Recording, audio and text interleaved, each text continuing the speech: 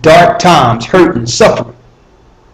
We're going to go there. We're going to make sure they have rations. It tells you that when Christ sets this up, he's going to have springs that go out to clear the waters and clean the waters. All right? So we're not worried about what's going on with the waters because Christ is going to bring new waters. There will be a new heaven and a new earth. That earth will be made within this earth. But Christ will bring it. All right? And we also showed earlier in Isaiah the 14th chapter how the Gentiles will be placed on that same highway. And they will be serving the Most High. They'll be serving Christ.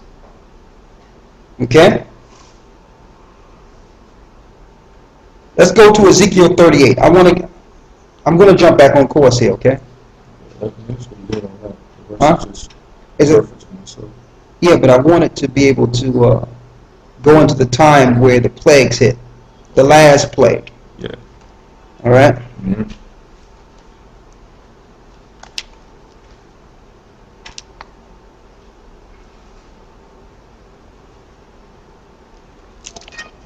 Okay, let's go to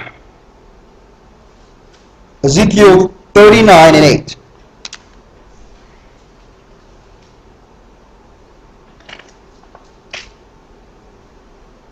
Ezekiel chapter 39 verse 8. Behold, it is come, and it is done, saith the Most High God. This is the day whereof I have spoken. And they that dwell in the cities of Israel shall go forth. It says, and they that dwell in the cities of Israel shall go forth. Now once Christ have established things, he's going to decree the men, primarily the 144,000, to start subduing the earth. Because you're going to have other nations and armies with their weapons still intact. So even though the governments will be broken by Christ, you're going to have individuals all over the earth with weaponry. Go ahead. Verse 9. And they that dwell in the cities of Israel shall go forth, and shall set on fire and burn the weapons. So the first thing is we're going to set on fire all the weapons of the Gentiles. Go ahead.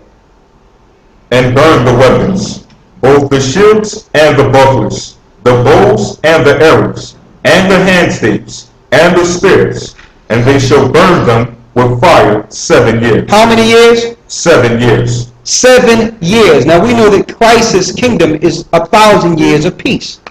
So before that millennium of reign, there must be a 7-year roundup of all weapons. So this is chronological order. Through the destruction that's going on in the earth today, which is the falling away, 90% must fall. 10% is going to make it to the wilderness. 2/3 of that 10% is going to die. And only that 1/3 is going to be left in the Most High's hands. It's going to be they that will have the decree to go out and get this earth together. That's a small percentage, but it's still millions of people. But for the first 7 years, when Christ make a decree, he's going to send out the ships of Tarshish, like it says in Isaiah 60, to start gathering the remnant that are left there after the nuclear fallout.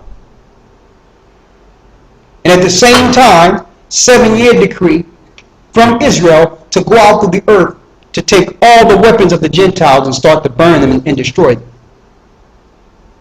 Read. Verse 10.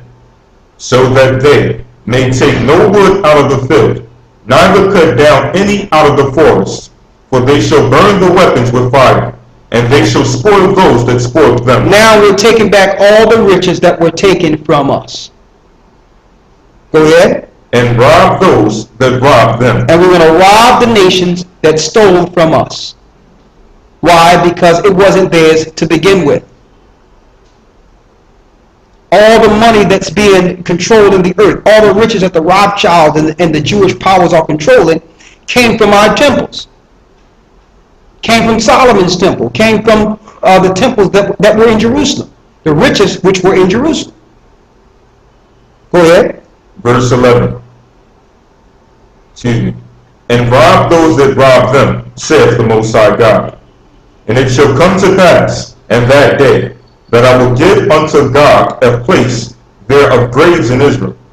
the valley of passengers of the east of the sea, and it shall stop the noses of the passengers, and there they shall bury God in all his multitude, and they shall call it the valley of Hammon-God. And they shall call it the valley of Hammon-God. Go ahead. And 7 months shall the house of Israel be burying of them. So it's going to take them 7 months. 7 months to bury all the dead. Now imagine that. When you go into Ezekiel 38, it tells you about Gog and Magog, which are primarily Asian nations who are coming over to the Middle East to protect their brother in the Middle East. So that's the Asians coming over. And they will be in the Middle East during this last world war, or in the body of Jehoshaphat. Some people teach that Gog and Magog is talking about Russia, but they don't understand that the original people of Russia was Asians. They were Asians. The Edomites didn't get into those areas until Zepho went into those areas under Greece and eventually led the rest of his brothers there. And there was an Asian conquest in which they pushed the Asians further upward out of those areas. When you look in the mountains near Russia, you got the Mongols, or dark Asians, a remnant of the original Asians that were there. So you're going to have these Asians still remnants all near the fallout. Read on. Verse 12.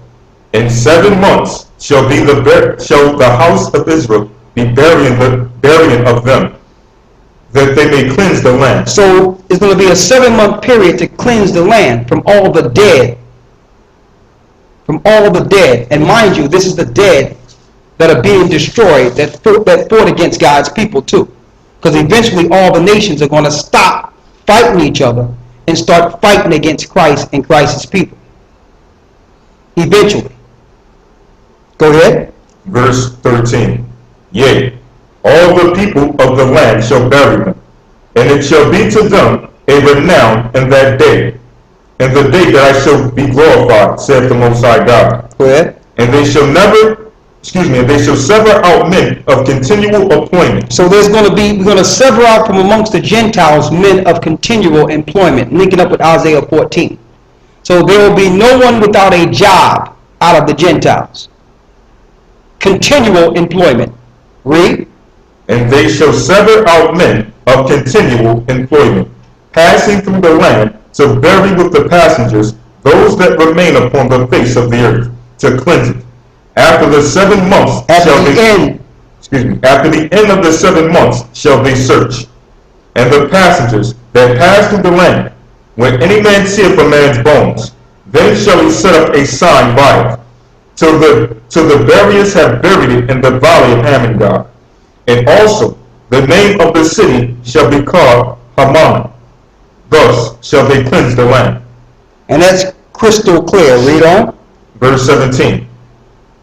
And thou, son of man, saith the Most High God, speak unto every feathered fowl, and to every beast of the field, assemble yourselves, and come, gather yourselves on every side, to my sacrifice, that I do sacrifice for you, even a great sacrifice upon the mountains of Israel, that they may eat flesh and drink blood. So all these governments that are bringing their military and their ships over and their manpower over, these men are being brought over to be a sacrifice before the God of the Hebrews. He's telling all the animals, including the fowls, to be prepared, because after this death, they'll have a great feast. And they will feast on all the armies of the earth and the people who have fought against the children of Israel. Now let's go back to Zechariah, the 14th chapter, and let's round this up.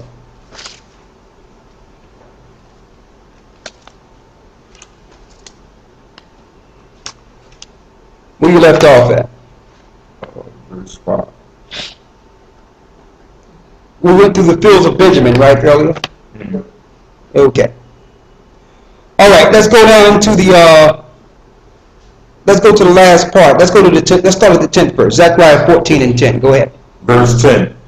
All the land shall be turned as a plain from Gabah to Rimmon, south of Jerusalem, and it shall be lifted up and inhabited in her place from Benjamin's gate, unto the place of the first gate, unto the corner, and from the tower of Hananiah, unto the king's winepresses.